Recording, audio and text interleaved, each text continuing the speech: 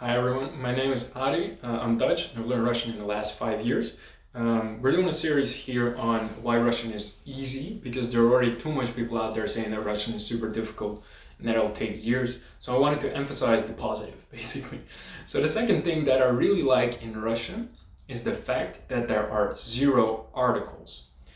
If you've ever in high school tried learning let's say French, Spanish, German, Italian, any of those languages, then you'll note that those languages have articles, which means that before every single noun, there usually is something like in French, le or la, in German, der, das, die, I think, Spanish, el, il, lo, Dutch, de, het, of een, and it just, the problem with most of those languages is the fact that you need to, well, there are rules for them in French. I think masculine words have le and feminine words have la, but you cannot see in the word if it's le or if it's masculine or feminine. So it's difficult to see which article needs to be there.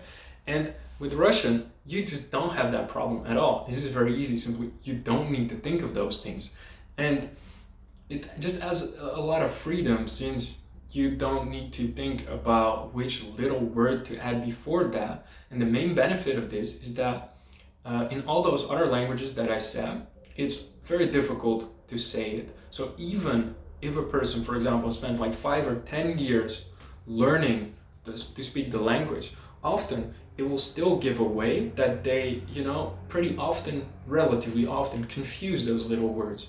And that makes them, you can easily recognize that as a native speaker, that those people have been learning the language, that they're not they're not as fluent, because it just kind of detracts from the way they're speaking. Whereas in Russian, you don't have this problem. So there are all these hundreds of little moments where in other languages people would have made had the chance to make a little mistake that would easily give them away as not being a native speaker.